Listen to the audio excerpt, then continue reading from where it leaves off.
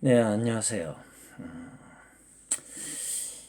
이 정권이 출범부터 지금까지 늘 하는 이야기가 두 가지가 있습니다. 하나는 가짜 뉴스고요. 또 하나는 막말 프레임입니다. 항상 일이 터지면 꼭 가짜 뉴스. 무슨 일이 터지면 또 가짜 뉴스. 무슨 일이 터지면 가짜 뉴스. 끊임없이 반복해서 지금 큰 굵직굵직한 사건에 한 대여섯 번 계속 가짜 뉴스를 이야기를 합니다. 일만 터지면 가짜 뉴스로 몰아가면서 자기네들에 대한 비판을 막으려고 하는 거죠. 또 하나가 이제 어떤 말을 하면 그것은 막말이다. 그러면서 막말을 하면 안 된다.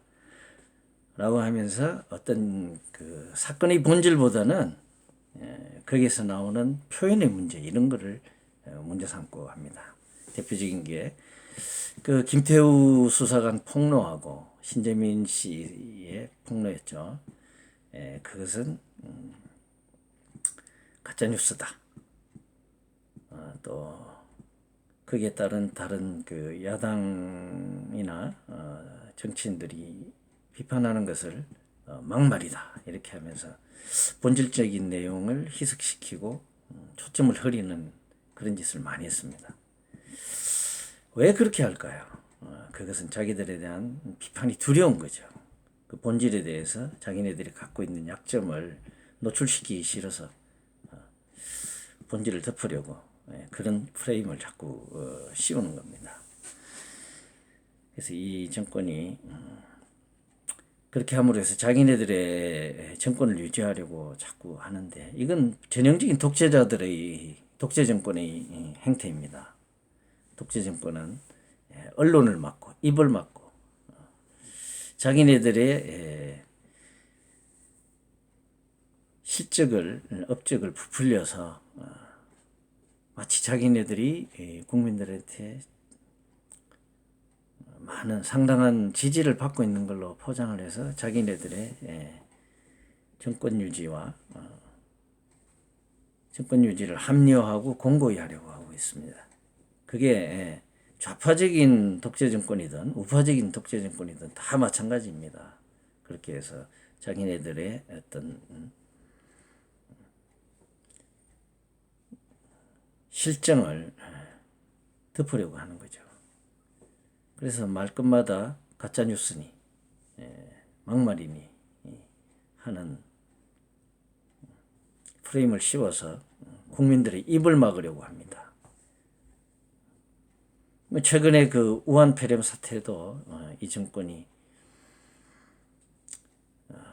제일 먼저 일성으로 내뱉은 것이 가짜 뉴스를 막겠다. 가짜 뉴스는 범죄다. 가짜 뉴스는 방역에 방해가 된다. 이렇게 하는데 가짜 뉴스가 나온다고 해서 그것이 방역 노조를 막는다든지 바이러스를 더 창궐시킨다든지 하는 것이 아닙니다. 그건 본질적인 문제가 아니에요. 본질적인 문제는 지금 질병이 돌고 있다는 것입니다. 거기에 따른 자기네들의 무능과 부패, 잘못을 막으려고 자꾸 가짜뉴스 프레임을 더 씌우는 거예요.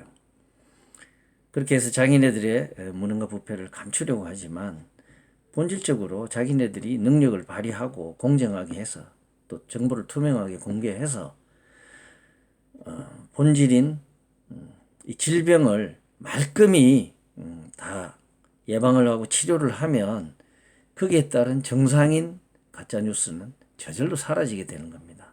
그래서 정상을 본질로 잡고 본질을 덮으려고 하는 이러한 이 정권의 행태는 참으로 한심하기 짝이 없는 거예요. 그만큼 자기네들의 정권의 정당성이 부족하다는 것을 역설하는 것입니다. 이 앞번 녹화에서도 제가 말씀드린 대로 막말 프레임으로 몰아가면서 국민의 언론의 자유를 심대하게 침해하는 것은 국민들한테 국민들의 입을 막고 국민들의 입에 재갈을 씌워서 자기네들에 대한 비판을 막으려고 하는 겁니다. 똑같은 일이 지금 중국에서 벌어지고 있죠. 독재 정권이 공통적으로 다 이런 실수를 범합니다. 본질인 병을 치료하려 하지 않고 가짜 뉴스다 해서 그걸 입을 막으려 하다가 우한 사태가 걷잡을 수 없이 퍼진 거잖아요. 그게 또 우리나라까지 넘어왔는데 또 우리 문재인 씨는 가짜 뉴스를 엄벌해야 된다 하고 처음부터 공식적인 입장을 밝힐 처음부터 그런 이야기를 했습니다. 그것이 국민들의 입을 막고 이 사태의 본질을 해결하지 않으려는 편법입니다. 그런 편법을 쓰지 말고 능력과 성의를 다해서 온갖 정성을 다 쏟아서 진정성 있게 이 사태를 해결하면 가짜뉴스는 저절로 사라지고 정권은 정당성을 인정받게 됩니다. 참으로 유감스러운 문재인과 이 정권의 가짜뉴스 타령, 막말 타령입니다. 이상입니다.